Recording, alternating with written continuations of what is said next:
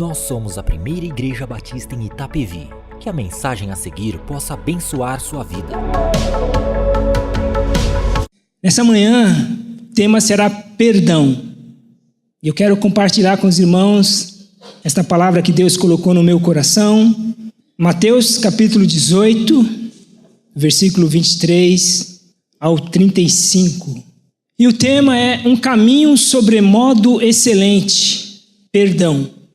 Alguns comentaristas, principalmente nessa palavra perdão no Novo Testamento, diz o seguinte: o significado grego do verbo perdoar literalmente é cancelar, é remir.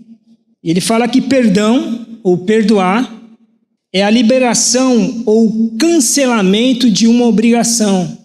E foi algumas vezes usada no sentido de perdoar um débito financeiro. Na oração do Pai Nosso, nós temos lá no versículo: e perdoa as nossas dívidas, assim como nós temos perdoado os nossos devedores. E Jesus usou uma ilustração também do escravo que não quis perdoar, que é essa passagem que nós iremos ler. Jesus comparou o perdão ao cancelamento de uma dívida. Você lê o texto? Por isso, o reino dos céus é semelhante a um rei que resolveu ajustar contas com os seus servos. E passando a fazê-lo, trouxeram-lhe um que lhe devia 10.000 talentos. Não tendo ele, porém, com que pagar, ordenou o Senhor que fosse vendido ele, a mulher e os filhos, e tudo quanto possuía, e que a dívida fosse paga. Então o servo, prostrando-se reverente, rogou: sê paciente comigo, e tudo te pagarei. E o senhor daquele servo, compadecendo-se, mandou embora, e perdoou-lhe a dívida. Saindo, porém, aquele servo encontrou um dos seus conservos, que lhe devia 100 denários, e agarrando-o, sufocava, dizendo: paga-me o que me deves. Então o conservo, caindo-lhe aos pés, lhe implorava: sê paciente comigo e te pagarei. Ele, entretanto, não quis. Antes, indo-se, o lançou na prisão, até que saldasse a dívida. Vendo seus companheiros o que se havia passado, entristeceram-se muito, e foram relatar ao seu senhor tudo o que acontecera. Então o seu senhor, chamando-lhe, disse: servo malvado, perdoei-te aquela dívida toda, porque me suplicaste. Não devias tu, igualmente, compadecer-se do teu conservo, como também eu me compadeci de ti? Indignando-se, o seu senhor o entregou aos verdugos, até que lhe pagasse toda a dívida. Assim também meu Pai Celeste vos fará, se do íntimo não perdoardes cada um os seus irmãos. Amém? Passa outro slide para mim. Eu vi um comentário a respeito desses talentos. Um devia 10.000 talentos. Um talento equivale a 35 quilos de ouro ou prata. 10.000 talentos equivalem a 350.000 quilos de ouro ou prata. Como os trabalhadores daquela época recebiam o equivalente ao salário de apenas um denário, ele precisaria trabalhar mais ou menos 150.000 anos para pagar a dívida, segundo os comentaristas. Então, quando ele falou: sê paciente comigo que eu pago a dívida, era impossível pagar essa dívida. Então, a promessa do devedor de quitar sua dívida era absolutamente impossível de ser cumprida. Ok? Dê o outro slide para mim, por favor. Ok. O outro devia 100 denários. Um denário era equivalente ao salário de um dia de trabalho naquela época. Então, 100 denários representava apenas 3 meses de trabalho. Jesus usou essa figura e tem uma linguagem chamada hipérbole, uma coisa assim que não dá para se comparar. Que coisa, né? Um devia 10.000 talentos e a sua dívida foi perdoada. Outro devia apenas 100 e ele não quis perdoar aquela dívida. Depois nós vamos voltar nesse texto para comentarmos um pouco a respeito disso. Mas eu quero falar um pouco sobre a origem das nossas contendas, dos nossos conflitos. Todas as pessoas possuem um senso de moralidade. Algumas coisas são certas, outras erradas. Que é uma coisa meio complexa isso. Todo mundo possui esse senso de certo e errado. Quando uma pessoa acha que a outra ultrapassou o limite, fica com raiva. Ela se sente ofendida e magoada com aquela que traiu sua confiança. A atitude que gerou o conflito se torna uma barreira entre as duas pessoas e o relacionamento sofre uma ruptura. Mesmo que se esforce para agir como se nada de errado estivesse acontecendo, elas ficam impedidas de conviver bem. Mas não para por aí.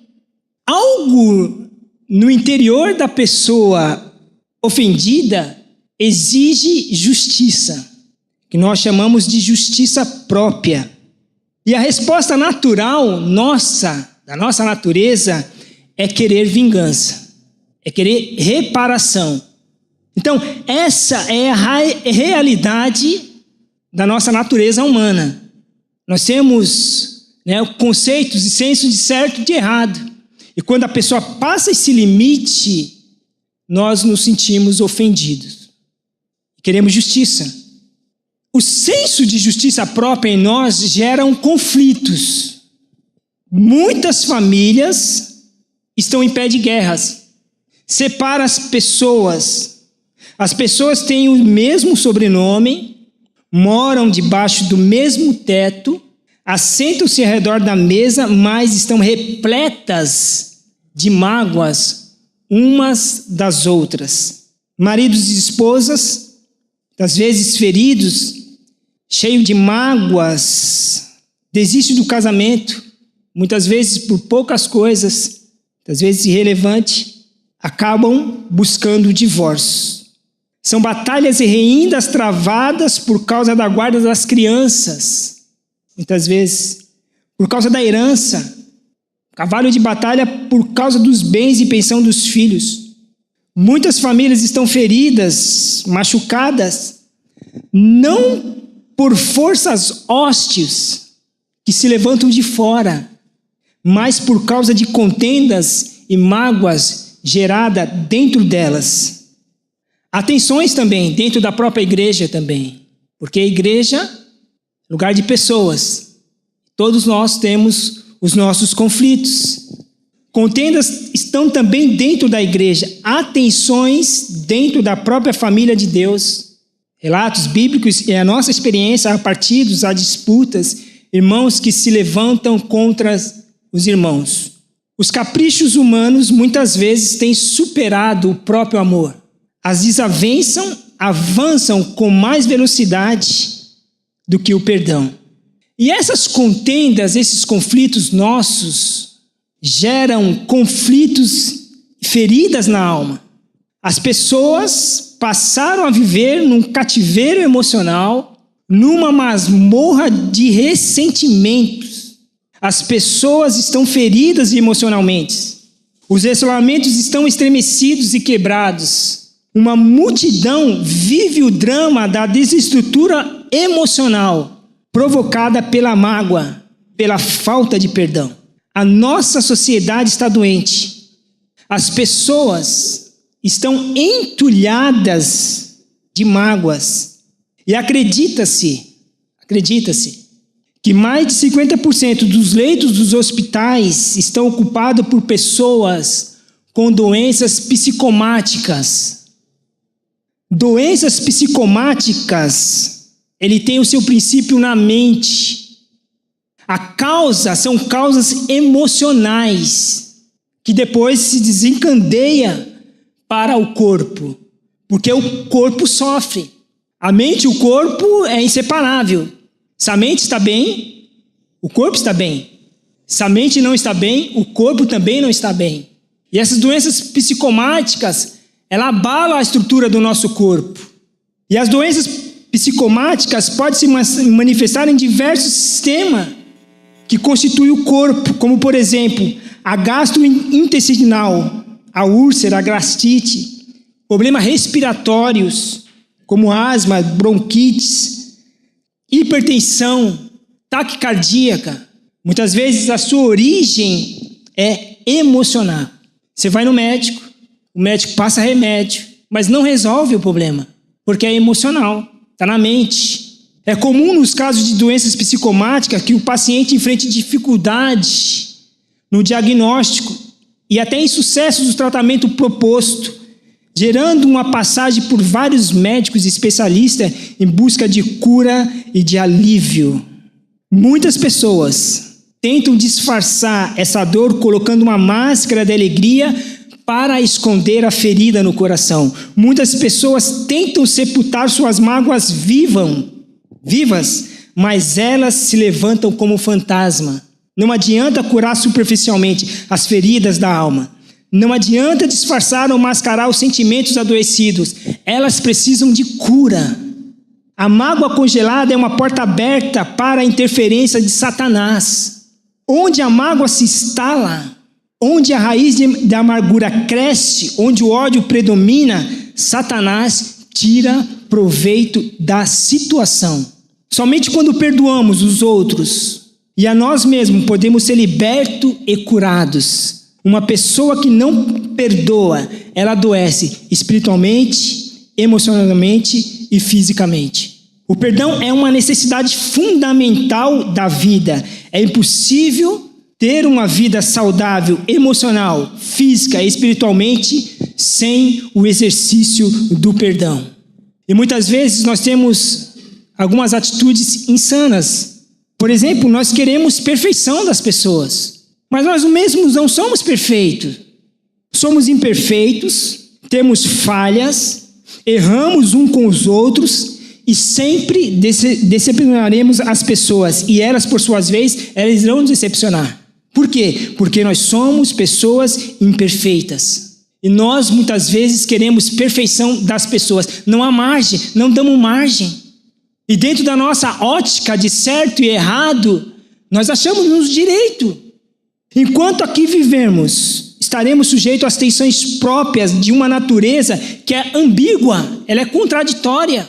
Nós temos também os nossos pontos cegos. Não julgueis para não ser julgados, mas nós julgamos.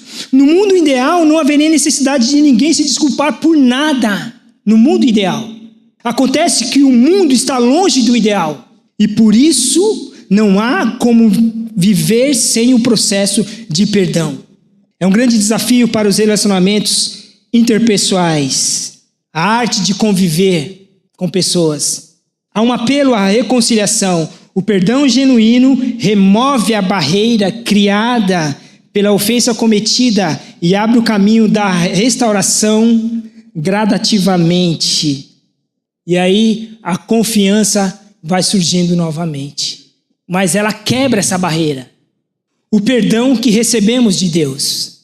Temos uma dívida impagável. O ser humano tem uma dívida impagável com Deus. Isso significa que nenhum ser humano pode saldar a sua dívida com Deus. Nenhum ser humano pode satisfazer as demandas da justiça de Deus. Nenhum homem pode cumprir a lei de Deus. A lei é santa, mas nós somos pecadores. A lei é espiritual, mas nós somos carnal.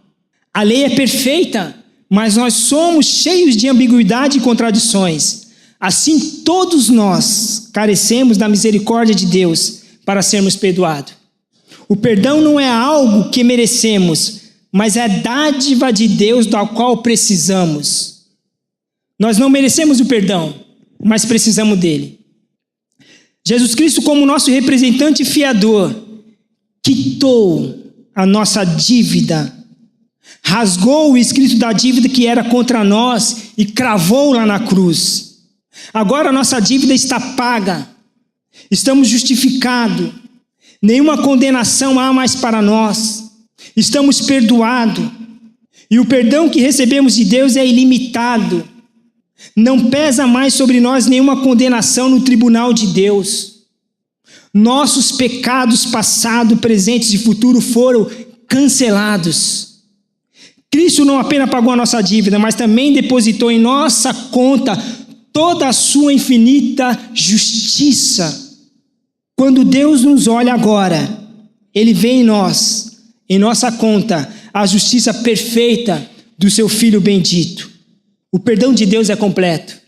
O homem que devia 10.000 talentos foi completamente perdoado. Ele recebeu o perdão de uma dívida imensa, impagável. A dívida que foi quitada completamente. Assim também é o perdão de Deus. Ele é completo, total, cabal. Não resta mais nada para ser pago. Seu perdão é completo. E o perdão de Deus é baseado na sua compaixão. O perdão de Deus não está baseado em nossos méritos, em nossas obras ou os nossos predicados morais. O perdão de Deus é livre e a causa do perdão de Deus está nele mesmo. Deus nos perdoa não porque merecemos ou porque fazemos algo que lhe agrada. O perdão de Deus é pura graça de Deus. Ele nos perdoa por causa da sua infinita compaixão. Na verdade, sua graça é maior do que o nosso pecar. Assim também é o perdão que Deus nos dá. Nós não merecemos, mas precisamos desesperadamente do perdão de Deus. O perdão que devemos dar. O mesmo homem que fora perdoado de uma dívida impagável, 10.000 talentos, encontra-se agora com um conservo que lhe devia 100 denários, um valor insignificante. E o que acontece? Ele não perdoa.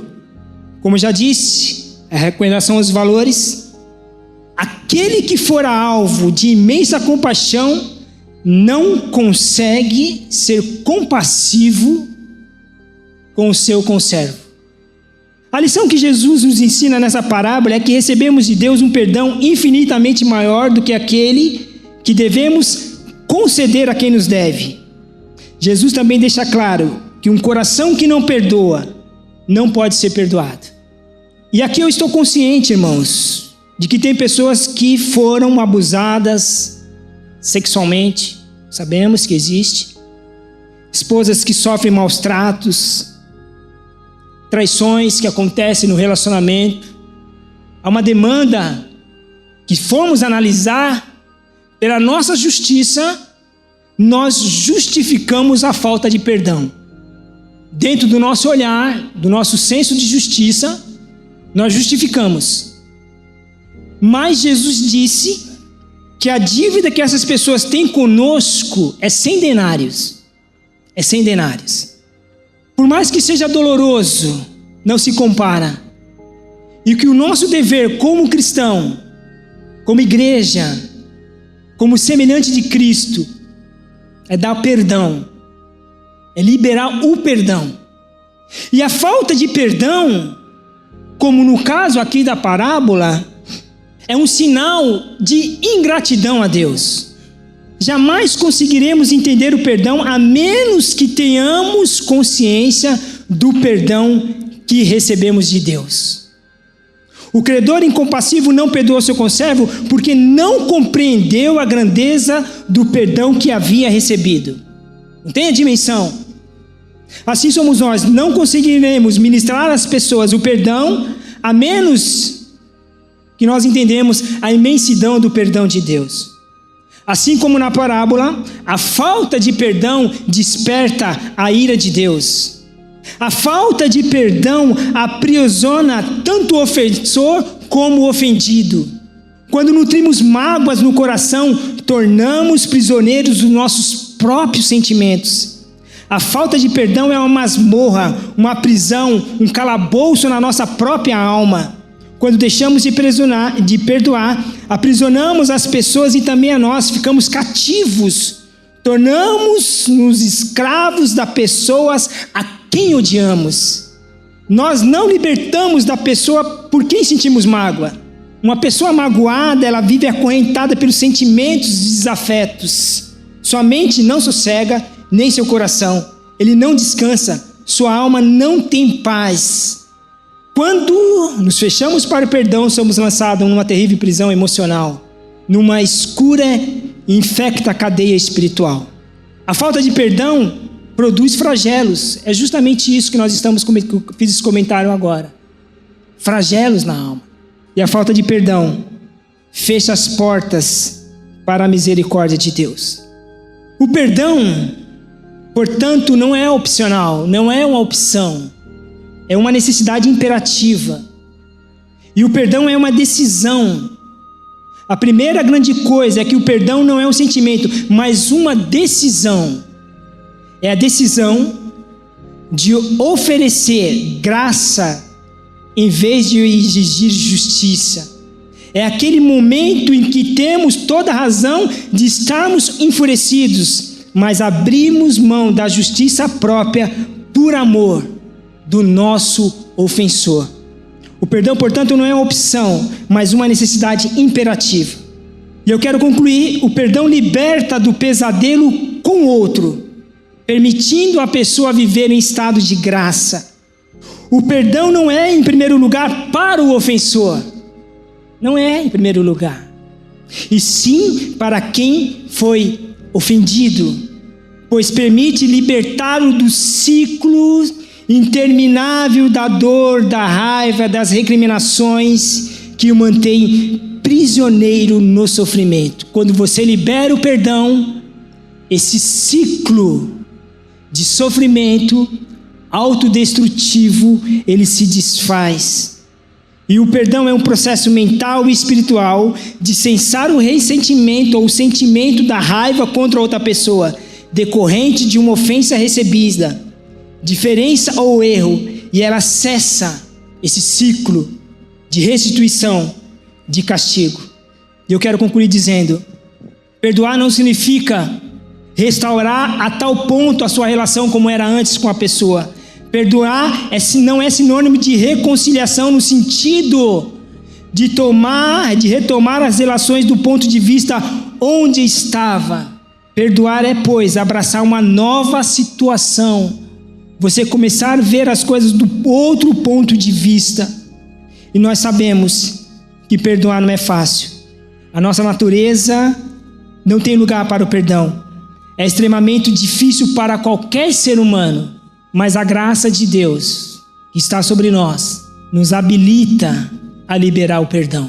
A oração no processo de perdão é fundamental, porque Deus vai ministrando ao coração. Você começa a ver a vida com outro olhar. Você começa a olhar pelo seu ofensor com um olhar de misericórdia.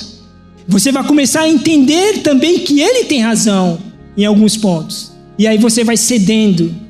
E Deus vai trabalhando no seu coração até o ponto de você liberar o perdão. Perdão não é uma opção, é uma necessidade imperativa. É a condição básica para termos um relacionamento saudável com Deus. 100 denários. Os que as pessoas não fazem são apenas 100 denários. Amém? Vamos orar? Senhor Deus, nós te louvamos pelo teu grande amor para conosco, e aqui eu reconheço, Senhor, que por mim mesmo não teria nenhum condições de me reconciliar com o Senhor, porque eu reconheço, Senhor, os meus pecados me afastaram de Ti. Eu estava condenado, Senhor.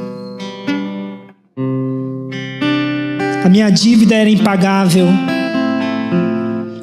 mas o Senhor, pelo teu grande amor, enviou o teu Filho Jesus Cristo e como fiador pagou a minha dívida, Senhor. Eu te louvo, Pai, porque eu sei que foi pela tua infinita compaixão, não foi nenhum mérito que por acaso existisse em mim, Senhor, mas foi o teu grande amor, a tua misericórdia. E eu te louvo, Senhor, porque o Senhor tem me ensinado, nessa caminhada, nessa vida, a amar as pessoas, a entender as pessoas, a caminhar com pessoas. E nós sabemos, Pai, que nessa caminhada tudo pode acontecer. Mas o teu amor, ó Deus, ministrado ao nosso coração, faz com que nós olhemos para as pessoas com um olhar de misericórdia. Porque justiça eles já têm, ó Deus. Eles estão condenados. E muitas vezes os nossos irmãos passam por momentos difíceis. E devido à sua situação, tomam decisões e falam coisas que nos machucam. Mas o teu amor, Senhor, encobre uma multidão de pecados. E eu te louvo, Senhor, porque o Senhor tem ministrado no meu coração o amor por pessoas e para liberar o perdão por tua imensa graça. Eu te louvo e te exalto no nome de Jesus. Amém. Esta foi mais uma mensagem especial da Primeira Igreja Batista em Itapevi. Que Deus te abençoe.